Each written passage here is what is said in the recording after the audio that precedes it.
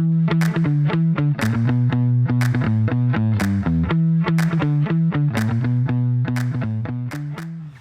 everyone. I'm Wendy Liebmann, CEO and Chief Shopper at WSL Strategic Retail, and this is Future Shop.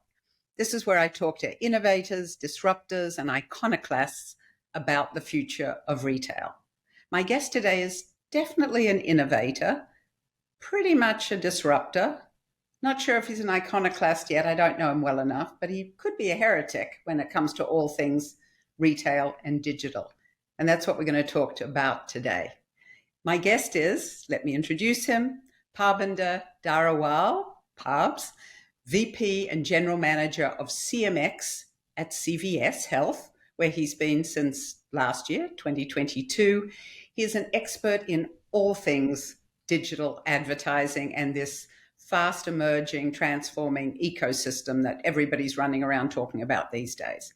He has an extraordinary experience in this space across media at CBS Interactive, music, Spotify, wonderful background there that I'm eager to learn more about, to the retail world of Walmart Connect and now CVS, where he and his team are aggressively building their retail media network called CMX, about which he will explain more in a minute.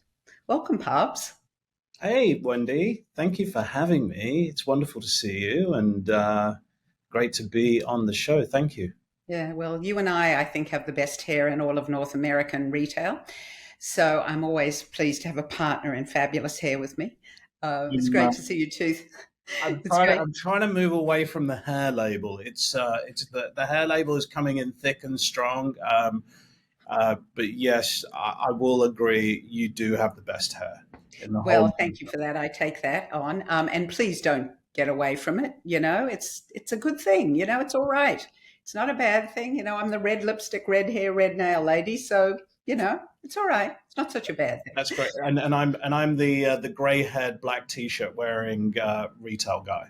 Yeah, no, you just also look like you've had your finger in a light bulb, which has brought all that brilliance out of your brain, which is so impressive. So anyway, another conversation about after this, love fest that's going on here around here.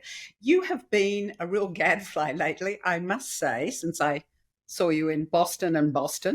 I feel like you were on, was it Ad Age's conference and Path to Purchases stage and so much more. Is that right? I feel like you've been everywhere. We've been busy. They're definitely wheeling me out right now.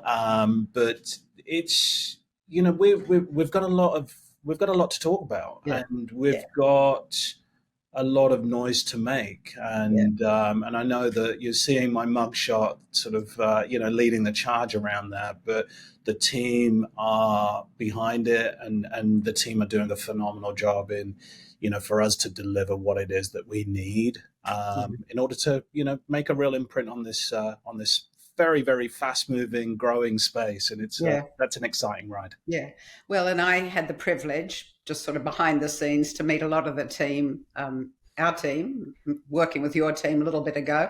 And that's an impressive bunch of brains, and we're from diverse backgrounds. So anyway, that it's really exciting. So yeah, I was just being, jealous that other people got you first, but that's all right. So everybody's talking about obsessively about retail media networks. And you know me, as you've already come to know me, I'm like, wait a minute, that's so much a commercial term. I want to think about it through the lens of the shopper.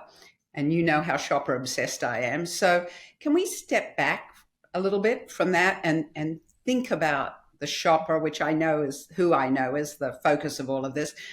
What strikes me about all this discussion about retail media is that if we take that commercial term away, that what it feels like we're starting to talk about more appropriately is personalization. And it just took me back years when we started to talk about one-to-one marketing. I mean, is that this moment now? It is. I truly believe that it is. And, my background stems from really having, the consumer, the customer at the center of everything we do. And we're bringing that ethos here as well, right? And the way in which we build our business, the way in which we build our product is consumer first, drive the business through the lens of the consumer in order for us to build much more effective products. So I think it's been closer than it's ever been, right? In regards to sort of being this moment as retail media networks evolve, the piece that we cannot lose sight of as we see this evolution of retail media networks is how do we add value to the consumer through their journey within retail? Yeah. And what I mean by that is if you think about the depth and the breadth that we have at CVS Health and CVS Pharmacy through just even the loyalty program, which is Extra Care. So Extra Care has 74 million plus consumers. We're able to talk to them and communicate with them, be it through a digital environment or be it through the physical environment as well. We understand that consumer. We understand how they shop. We understand when they shop. We understand how they basket build. We understand the categories they're much more focused around within our ecosystem. And the personalization concept comes into effect in order to help that consumer discover more products or see products that are much more contextually relevant. And that's the piece that retail media networks really need to double down on is providing discoverability and contextually relevant products when a consumer is looking for products within those categories. Yeah. So let me just give you one example quickly, which is, if you think about the consumer and I'm looking for a new shampoo and with this hair, I'm consistently looking for a new shampoo. If you're looking for a new shampoo and I come to CVS.com and I search for shampoo, I want results that are shampoos. I want you to show me new products that are within the category that I may not have thought about previously or that much more suited to my hair type.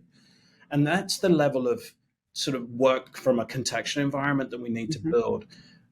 The personalization aspect comes as a layer over the top of that. It's understanding how consumers are purchasing that shampoo, their propensity to buy that shampoo, and also what are the products that they're purchasing when they look to buy that shampoo. And then how do we then serve that customer messaging in order for them to really understand other products within the categories that they could also basket build specifically or think about or brand build for their next purchase or their next visit to CVS or other retail. Yeah. And what's interesting to me about all of that, I mean, I've been an Extra Care shopper for a member for forever, I think. And when I think about that, I think about till now, I mean, it's one of the reasons I shop loyally at CVS. I love the gaming aspect of Extra Care. How many bucks will I save? So I'm always doing that when I check out.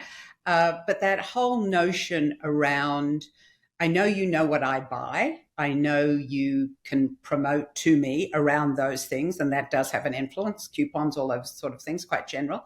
I know when I come into the store, again, mother-in-law study of one, me, I go to my phone, I go to the app, I see what's on promotion, and I, check things off my list.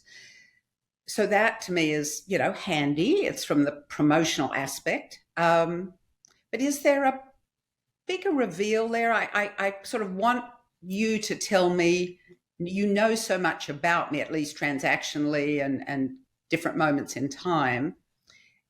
What is the bigger reveal for me to think about things I'm not thinking about, what I haven't bought for a while that I might have forgotten, what should be on my list that I haven't bought for a while? I mean, how does that all play into this now that certainly with Extra Care, you have this huge amount of data around shoppers for 20 or whatever, 25 years? Yeah, and I think there's an additional responsibility for retail media networks to be utilizing the data and the assets that they have and the understanding of the consumer in order to really enable, areas of their lives. So if you think about CVS and CVS Health specifically, we're a health and wellness company first and foremost. We really understand the consumer's health and wellness journey as well as their beauty journey. And it is very much focused, and our responsibility is very much focused around not just delivering you discoverability of products, not just helping you build basket, not just building brand awareness for products, both from a digital and in-store, but we have an enormous opportunity to help you understand ways in which you should be thinking about taking medication, reminders around medication. If we understand who you are through your health and wellness journey, how do we deliver that level of message? How do we deliver disease state awareness messaging as well, specifically to consumers that we've identified as being, high risk in certain categories? So there is an additional responsibility that does provide personalization. I think personalization for personalization's sake can also be a little scary. It can be a little intrusive. I think we've got to have, as an organization, an element of responsibility around this, and how we deliver the right message to the right person at the right time. I feel that's so powerful, because I do think about the value and the context. Now, if I choose to put my hand up and say, you know a lot about me. I have one prescription, you remind me when it's due to be refilled. My husband buys OTC X, Y, and Z kind of things because he's got digestive issues. I mean, if I put my hand up and say, yes, please, anything you want to let me know that will inform and help me manage our health or everyday health, whatever it is, that's okay. I would like that. But is that all about, in that caring, the shopper, the consumer putting their hand up and saying, yes, CVS, please do more for me? Is that how that has to work, so you can take care the way you're talking about? It does, and the Extra Care platform allows us to do that. And we're talking about certain, sort of ailments as individuals and consumers. Let's take allergy as a really good example of this. I'm an allergy sufferer. I will, suffer through fall. I will suffer through spring. How do we bring a level of personalization of allergy meds that are actually most relevant to you within that region? Because we see that there's differentiation around pollen suffering within one region versus another. So I think, again, it comes down to who we are as a brand, which is CVS Health is we're a trusted brand. Morning Consult puts us as one of the most trusted brands in the whole of America. We are very much ingrained within communities around America. If you look at our reach, we're within 10 miles of 85% of America. We are part of the community, right? With the pharmacies as well as the front store of the business, we're trusted by our consumers to provide the right level of service to the communities that we serve. And with that, we want to make sure that we continue with that trust. We empower our consumers to find and discover new products, but we also make them aware of messaging that is going to help them continue to build and lead a better health and wellness life for themselves. Yeah, and that level. The other thing I think about a lot is, and we've talked about this, is this notion of context. So some days, this is the wrong, but whatever. I'm a busy mom. I'm taking care of elderly parents. I'm CEO. I'm doing all of those things, and I'm shopping a certain way. Other times, I've gotten stuff off my list, and now I want to, hang around and wander.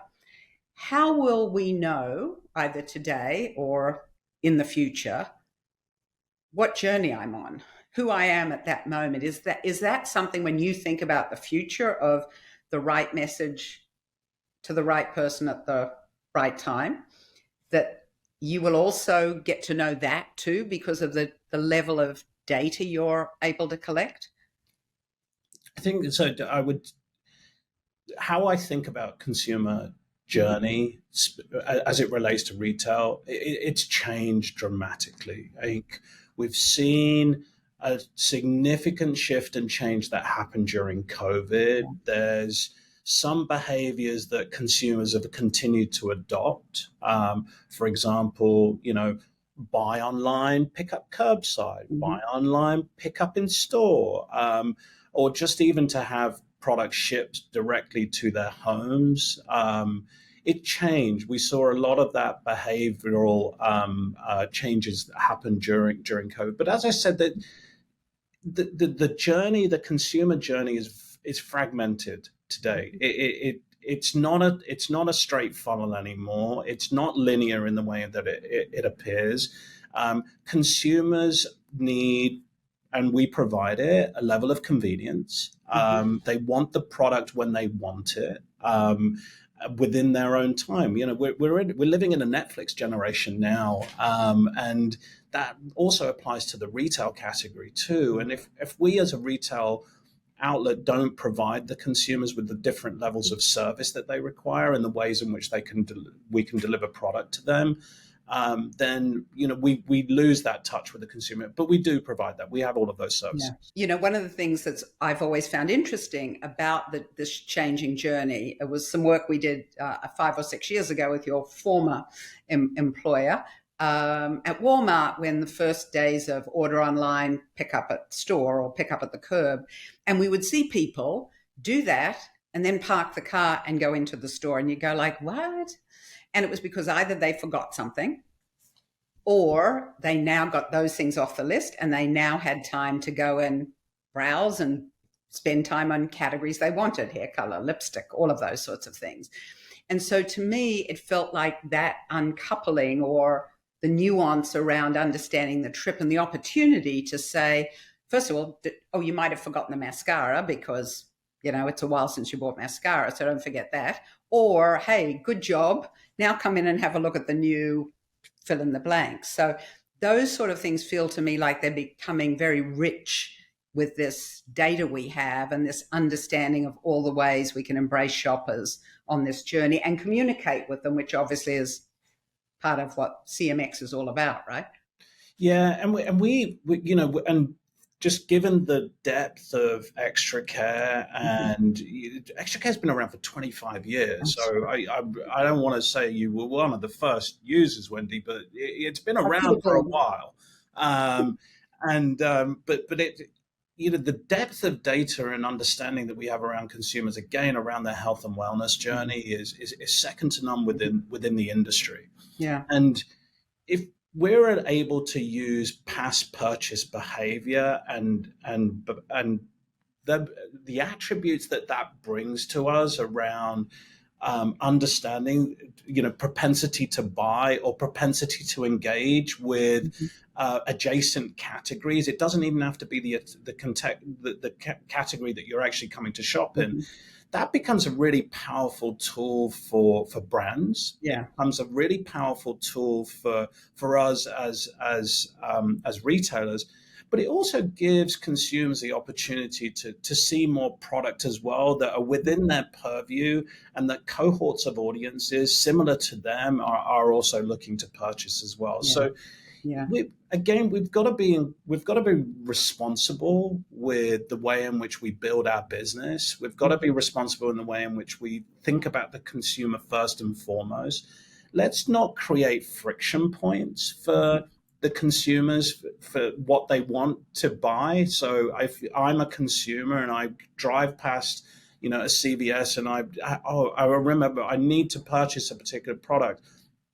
How do we get consumers to the product that they need as quickly as possible within that particular moment is the most important thing, especially given our convenience factor and the reach that we have across the US. Yeah. The other thing that I find interesting, you brought up allergy, and because, we did some work a little bit ago about, when you looked at the basket for people who were buying allergy medication, generally if you understood them, they had a pet because they were buying some pet stuff as well.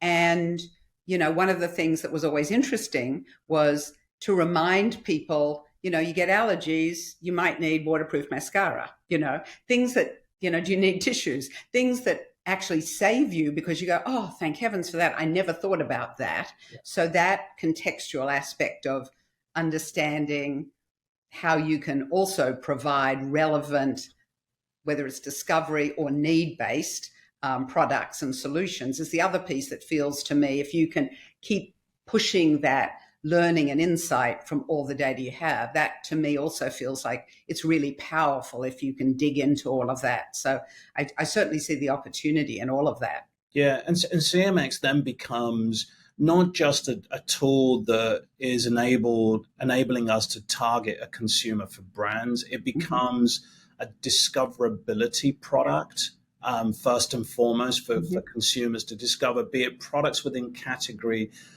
or adjacent, but it also becomes a recommendation engine. And the recommendation engine is something that we are very much attuned to in our daily lives. It doesn't matter whether or not we are browsing a CVS store or whether or not we're browsing a streaming TV channel.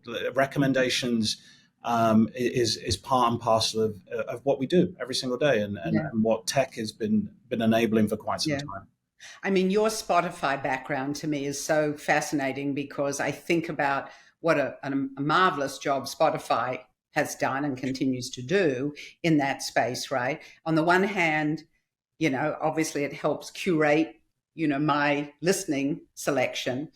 But when I also run around and ask, the 20-year-olds around what I should be listening to, what's new, how do I stay in that? Well, Spotify becomes in some ways the 20-year-old. So that discovery kind of thing is part of that. So how does that combination of Spotify and CBS Interactive, Walmart Connect, and now it's CVS, how is that experience or that you've had different or similar? What do you see about the connected points of your expertise in this? Yeah, and so it's the Spotify piece is incredibly interesting, right? Because Spotify has entered, back when it originally formed in the 2000s.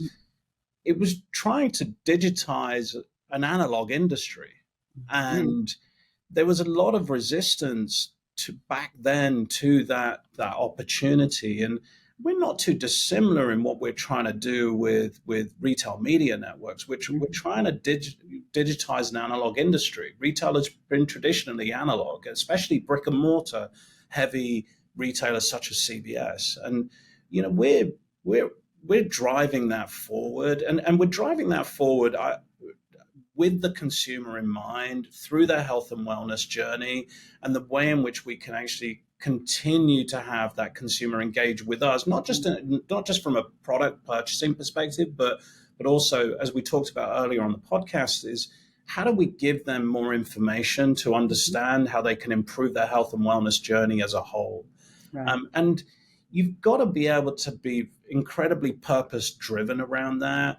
The strategy that we drive at CMX is driven predominantly by our leadership team. We are maniacally focused on the way in which the strategy is being driven through the organization. We are one small pillar of that as we enable America to get more access to health and wellness, and within underserved communities as well. So let's bring it into the digital age. Let's make sure that we are serving the customer at the forefront of everything that we do, which really feeds into the overall CVS Health. And in some ways, because of the scale of the CVS retail piece, the broader enterprise, and the breadth around the country of communities and the local communities you serve of all types, it feels like it's even more important than ever to be able to bring that personal understanding. You talked about, allergies and pollen in certain areas, but in addition to that, the needs of consumers, shoppers, patients in different communities that CVS serves, the ability, rather than sort of a one-size-fits-all message, but to be able to be sensitive to those communities, feels like that's also a really powerful opportunity. And again, right media, right place, right time kind of thing. Yeah, and let's see ourselves as the connective tissue there, because of the way in which we are maniacally focused on understanding the consumer, their behaviors with their health and wellness journey, and then the way in which we can connect that to the broader, be it through the shopping experience, but to the broader enterprise, and more importantly, meet the mission that CVS Health is working aggressively towards. So it's exciting times. Yeah, and so when you think about, I mean, everybody's talking about their media networks, right? Which always makes me a little, like, okay, whatever, yours is bigger than mine kind of thing, or better than mine, or whatever. It was like loyalty programs in the beginning. How many members do you, all of that sort of thing.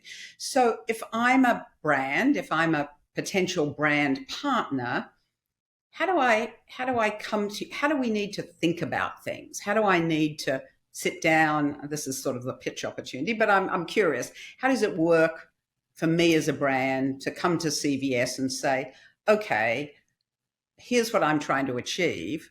How do we do this? How do I bring my data, your data, my customers, my shopper segments? I mean, how do we do this? Yeah, it's a great question. I looked recently. There was a Walton Business School report that stated that there's over 600 retail media networks. So, as a brand, I'm already, my head's spinning, right? Like, where do I double down on working with one retail media network versus another? Look, there's been a clear proliferation around retail media networks across retail entities. There's a big move because of the way in which retail media can be that connected tissue and drive that engagement with the consumer, and help and enable brands to really build a level of discoverability around their product sets at that particular retailer. The defining moment for retail media networks is around, ultimately, how do we perform? And perform can come in many, many different aspects. But performance for me is around, how do you drive incremental value to the brand at the said retailer in an ideal world? Now, there is an opportunity to be thinking about, and there are some sophisticated brands out there, in how do we drive incremental sales, but be it across all retail, because we're not immune to the fact that we may deliver a message to a particular consumer, being in an offsite environment, and that may trigger a purchase decision at another retailer. Let's call that out, but we want to make sure that as best we possibly can is that we get credit for that. But the relationship that we consistently have with our consumer, the personalized approach in which we will take in order to communicate with that consumer, shows a very clear understanding that we know that consumer is in market, they have a high propensity to buy a certain product, and they are purchasing that product. And mostly they are purchasing it at CVS. But there are going to be times when they may not. And I think that's going to stand out the retailers with a retail media network that are going to survive, and those that are not. And it will also help make choices for consumers that little bit, not for consumers, it will make choices for brands that little bit easier as well. Yeah. And I do think about that level, because, I think a lot about, in the luxury I have of being a consultant, or we WSL being consultants as opposed to being the retailers. But I think a lot about return on engagement and building that relationship, and then ultimately return on investment. But when I think about it, the example you just gave, so I build a case, I connect with a shopper, patient, whomever in the store for a brand. they may go somewhere else. But to your point, if I get credit for providing the right information and the right context, then is the ideal that I do get credit for that. And, they come back to me again next time. And hopefully, for whatever reason, they didn't buy from me. Now they do buy from me. I mean, do you think about it that way as part of building engagement, loyalty? I worry about the term loyalty, but building that level of engagement? Yeah, I think engagement is incredibly important, because engagement clearly states, it's not just we are delivering a message to the consumer. The consumer is actually delivering feedback to us too, right? But positive sentiment, or even potentially negative sentiment as well. And we need that level of engagement back from the consumer. And that's got to be at the core of what we do. And that's going to stand us out above anybody else. I think to take the engagement to the next level as well, we also need to ensure that we're engaged in helping the enterprise and the business really understand what CMX can add as a value to the overall organization. And we work really closely with our partners from across our business, merchant organization, as well as other parts of the organization, to truly drive more engagement for the consumer. And that's going to be important to stand out. Again, retail media networks, from like the really good retail media networks that are going to get traction, versus those that are not. And the last thing that I was saying, I will continue with the engagement theme that we've established here, is we want to make sure that as we're building CMX out, and while CMX has been around for 3 years, we're really accelerating a lot of the growth now, and the investment within the business. We also want to make sure that we have engagement from our supplier community. And because we can't build something that we think is just right for us. We're building something that is right in order to grow the business collectively. And we asked, and sometimes it's difficult to hear it, right? The feedback that we want from our suppliers, but it's really important. It's important. It makes us better. It makes the industry better. It makes our service to the consumers better. It helps us deliver much more personalized messaging. And I have a phenomenal team behind me. I'm incredibly proud of all of the stuff that we have done. And just in the last sort of 7 or 8 months that I've been here, we are open to listening to all of our suppliers. We're listening to our consumers and what they want as well. And that will just, all boats rise together. So that's how we feel the industry should be moving forward. And I think that's what sets us apart from a lot of the other retail media networks in this space. Yeah.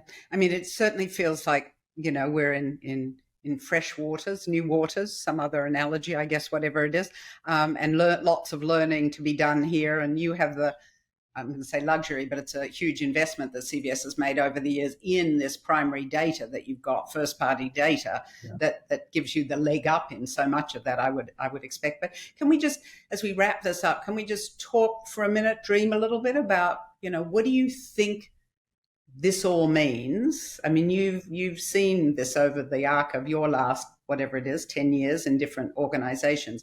How do you envision the future of the retail experience based on all this work you're doing, since through the lens of the consumer or shopper? How do you see it? How do you want to see it over the next, 2, 3, 4 years?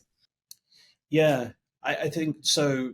I think the most important thing for us is to, as a retail media network, is to continue to build experiences that engage the consumer, that add value to their shopping behavior and the way in which they engage with CVS. So let's not create friction.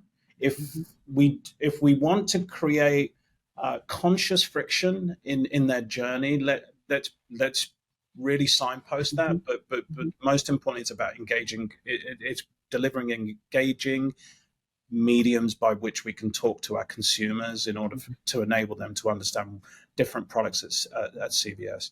I think as an industry, we've got to make sure that we also are not losing sight of some of the standardization conversations that need to happen. There is a need for standardization across measurement. We're, as retail media networks, we're all measuring our results in many different ways. Whilst ROAS is one metric that the industry adheres to, it's not necessarily the one that our supplier partners are leaned in on. So let's come together and really bring a level of measurement standardization across the entire industry. Yeah. But I think the biggest area that I would like us to dreaming a little bit, bring to the forefront is how do we expand beyond the front store and OTC products? How do we think about, really bringing together that connectivity of our front of the store and the back of the store? How do we help consumers build awareness for, be it through vaccine adherence or disease state awareness? There's a huge opportunity for us to be not only a thought leader in this space, but more importantly, really help the consumers get what they need, and understand what is out there within the marketplace, and drive that level of education. So this is something that's really key to our business as CVS, and hopefully we'll look to deliver against that over the course of the coming year.